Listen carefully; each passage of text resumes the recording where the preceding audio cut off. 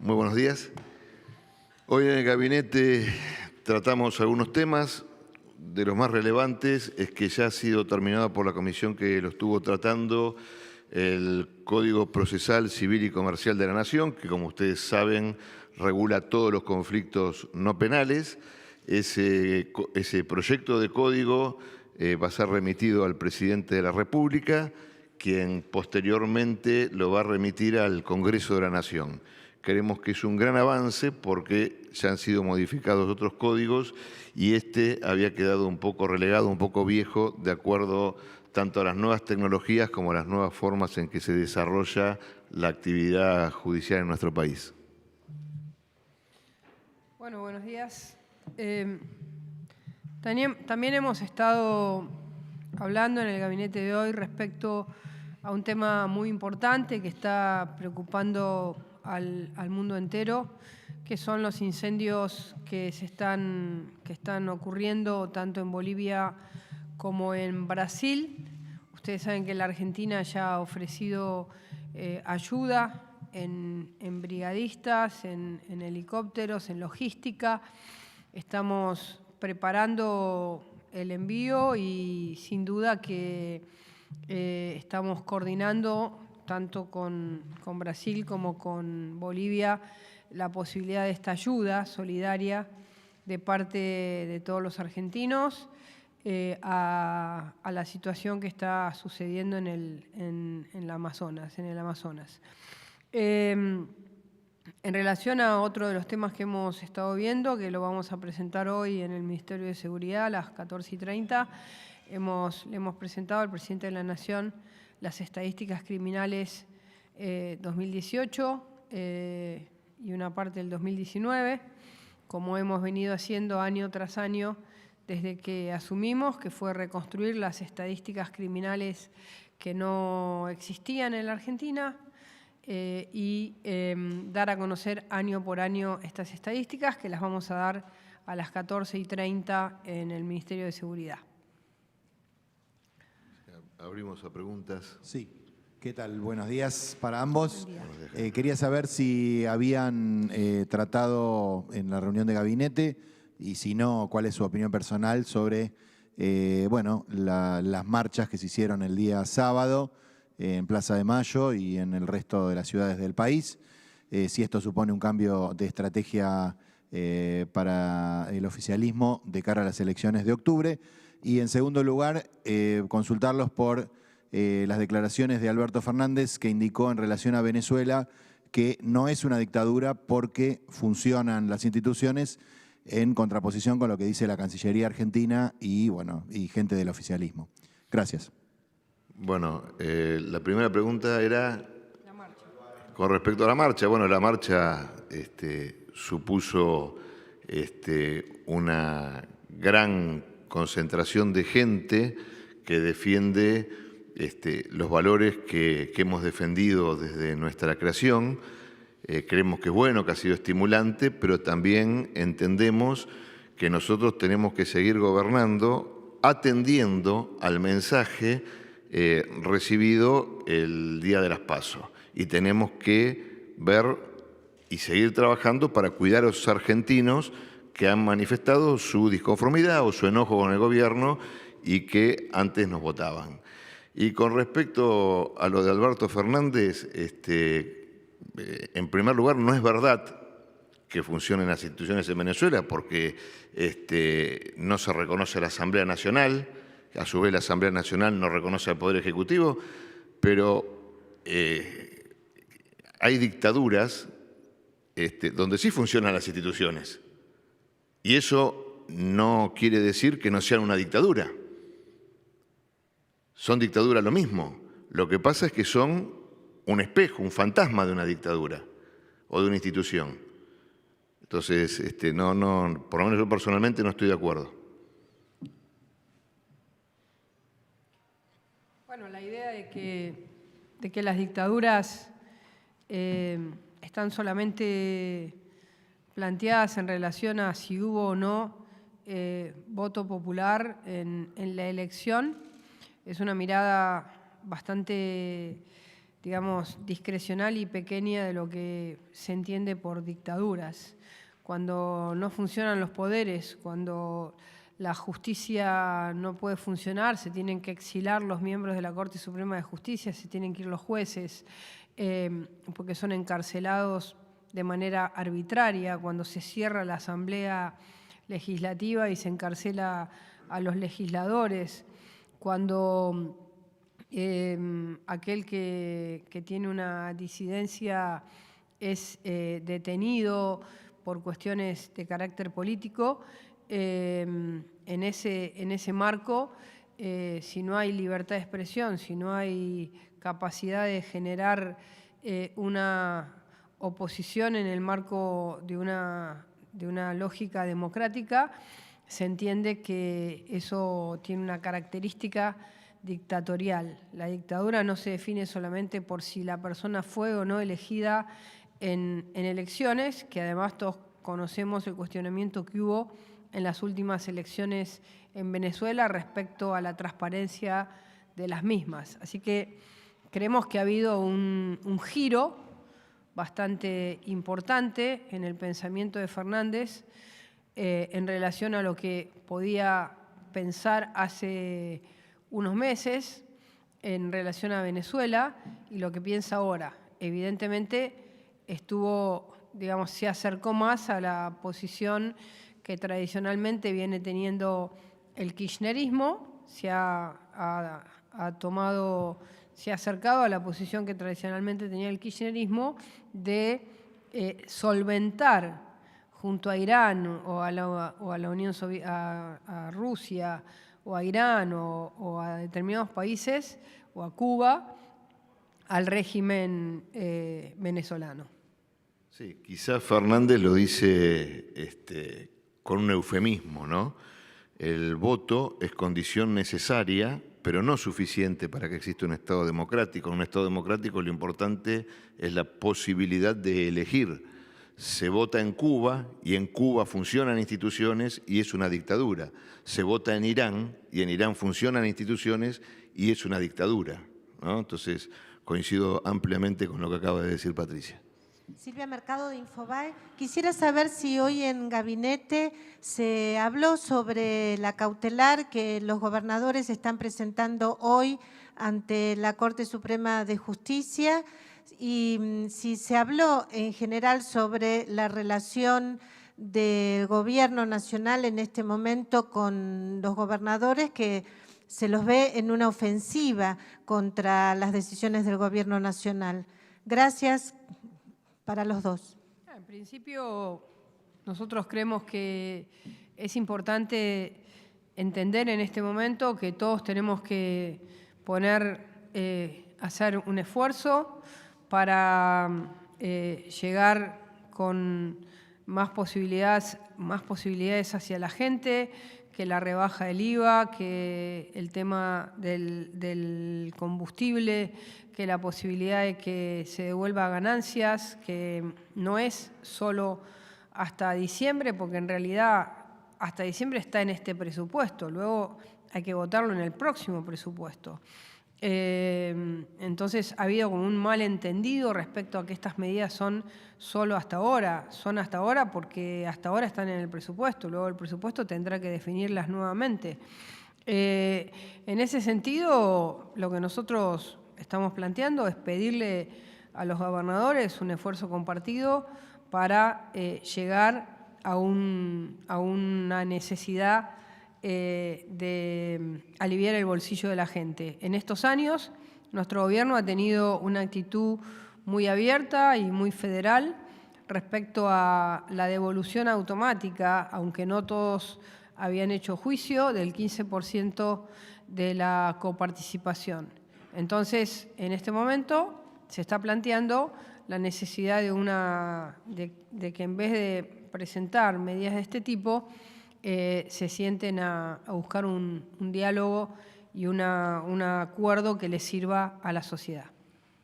Exacto, hay que asumir la responsabilidad y creo que no solo nosotros debemos escuchar la voz de la gente. Como dijo Patricia, nuestro gobierno ha sido muy federal, no ha discriminado a ninguna provincia y de hecho le ha devuelto esos 15 puntos de coparticipación a provincias que no habían hecho juicio. A fines del 2018, casi todas las provincias terminaron en general con un 0,4 de superávit fiscal, 0,3 si le descontamos la deuda. Es decir, tenemos que hacer un esfuerzo y lo tenemos que hacer todos para que la gente pueda vivir mejor. Buen día, ministro. Fernando Ramírez, de la agencia TELAM. El fin de semana el jefe de gabinete, Marcos Peña, dijo textualmente que faltó territorio, calle y militancia y que ello repercutió en la fiscalización de las elecciones PASO. Si creen que esa falta de fiscalización o problemas en la fiscalización afectó el resultado, cómo se va a mejorar esa fiscalización y si se va a volver a los timbreos. Gracias. A ver, yo creo que los timbreos nunca dejaron de existir. Quizás no se llamaba orgánicamente como se llamaba antes, pero todos estuvimos en la calle continuamente. Y quiero aclarar una cosa sobre las palabras del jefe de gabinete, porque así suena de una manera. Lo que hizo Marcos fue una autocrítica. No criticó a los militantes y a la gente de Juntos por el Cambio que estuvo en la calle trabajando muy duramente, sino que hubo una autocrítica sobre determinada óptica. Entonces, vamos a reforzar eso, vamos a trabajar con más capacitaciones, pero felicitamos desde este gobierno y desde Juntos por el Cambio a todos aquellos que entregaron el alma y su cuerpo y su bienestar el día de 11 de agosto para controlar la votación, no de Juntos por el Cambio, sino cada voto de cada argentino. Mira, tengo que terminar de ver el escrutinio definitivo.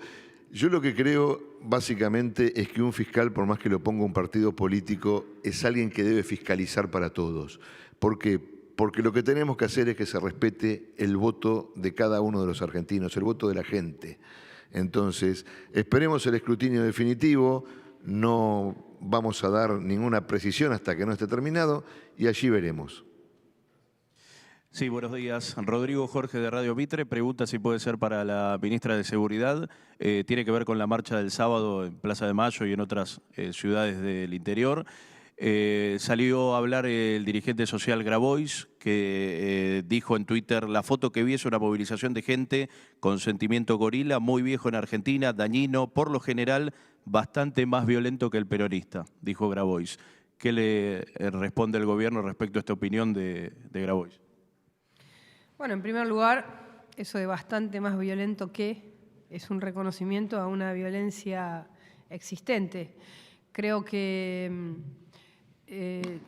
los ciudadanos que se fueron a manifestar, que salieron libremente de sus casas, que fueron en general en familia, solos, son tan respetables y deben ser respetados. Esto de querer estigmatizarlos o caracterizarlos es algo que no nos parece correcto ni nos parece bien. Nos parece que aquel que fue a defender a nuestro presidente, a las ideas que nosotros defendemos, a aquello que es abrir una épica para dar vuelta a un resultado de las PASO que aún no se ha dado la elección, y organizarse para estos 2 meses con mucha acción, con mucha movilización, con movilización callejera, con convencimiento de las personas, con el boca a boca, me parece que debe ser, nosotros lo respetamos profundamente. Si Grabois piensa eso, lo que hace es generar siempre esta lógica que ha tenido tanto tiempo el kirchnerismo, que es los unos y los otros, los amigos y los enemigos, los buenos y los malos, los argentinos que deben ser reconocidos como tales y los no. Es decir, una profundización de un sentimiento de división de los argentinos que nosotros no compartimos para nada. Sí, aquí Alejandro Gomel para Radio Perfil. Retomando la pregunta del colega, primero, ¿puede confirmar que entonces que no va a haber compensación para los gobernadores, que es lo que vienen pidiendo? Y la otra pregunta que quería hacer es, está la misión del Fondo Monetario Internacional, si se habló de esto en el gabinete, si creen que va a producirse el desembolso de 5.400 millones y en todo caso, si no sucede, ¿cuál es el plan B? Tanto los responsables de la política energética de nuestro país como nuestro ministro de Hacienda van a dar esas precisiones. Nosotros no estamos en condiciones de darlas porque no sería serio de nuestra parte adelantarlas. Tanto la CUNSA como Lopetegui van a ser o Frigerio son los que van a dar esas respuestas. Seguramente tendrán la oportunidad de hablar con ellos en estos días. Nosotros no vamos a hablar de esos temas.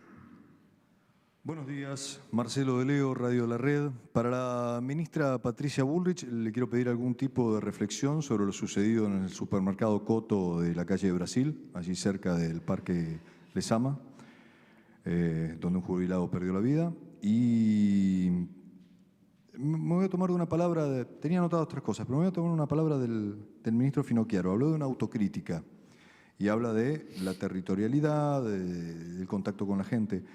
A semanas de las PASO y viendo también lo que se manifiesta la gente en la plaza del sábado, ¿no? Un temor a la posibilidad de que gane otra fuerza política a la cual señala un sinnúmero o un conjunto de cosas negativas o malas. Digo, ¿no hay otra autocrítica que haga el gobierno?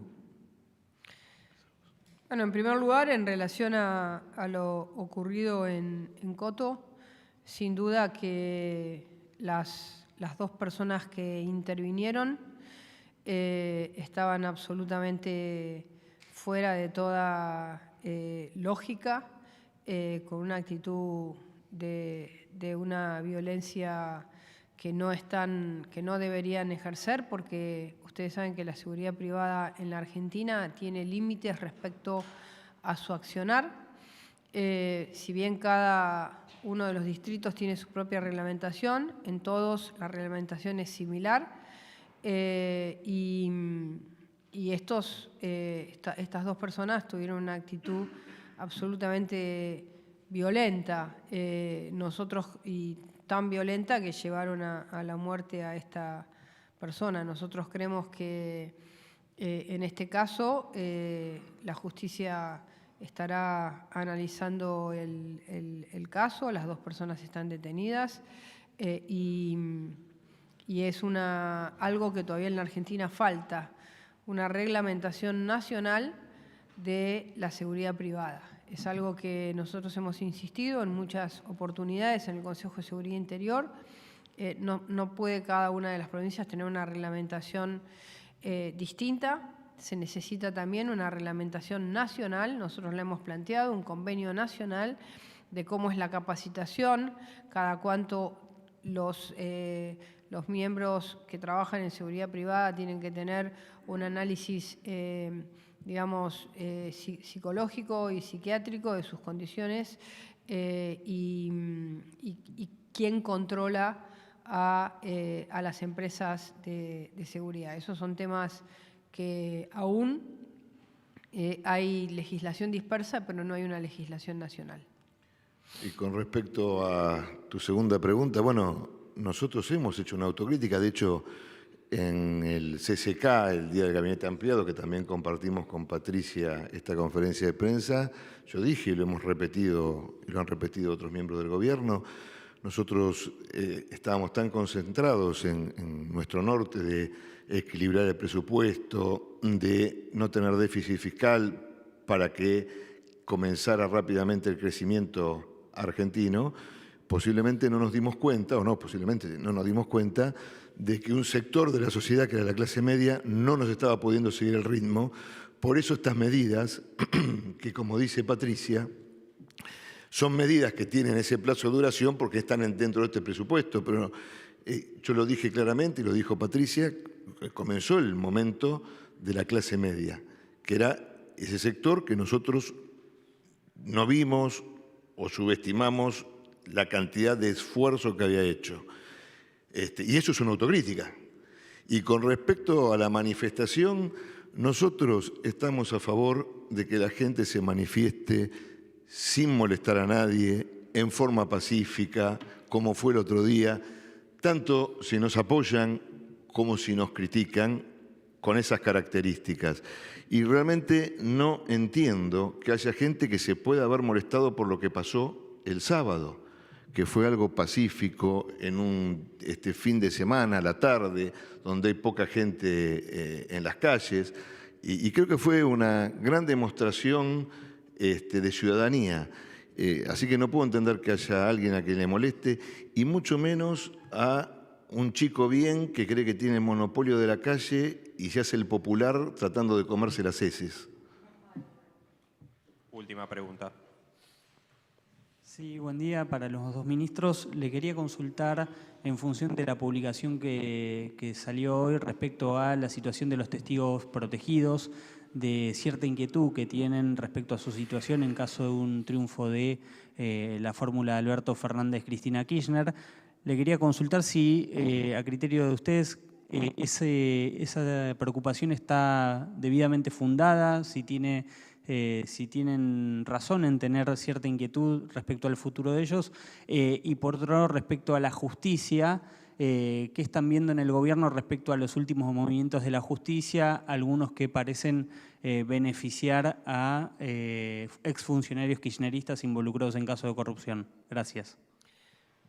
Los testigos protegidos son testigos protegidos a partir de un procedimiento judicial, a partir de la ley del arrepentido, que lo que plantea es que aquel que en la cadena de una organización delictual tiene información hacia arriba de esa cadena delictual, en la medida en que da información fehaciente, comprobable para una causa, entra dentro de un programa de testigos protegidos y luego en el juicio oral se valora esa situación y tiene posibilidad de tener o no, de acuerdo a lo que decida la justicia, el acortamiento de la pena que le correspondería si no hubiera dado esa información, porque esa información ayuda al esclarecimiento de todo el caso.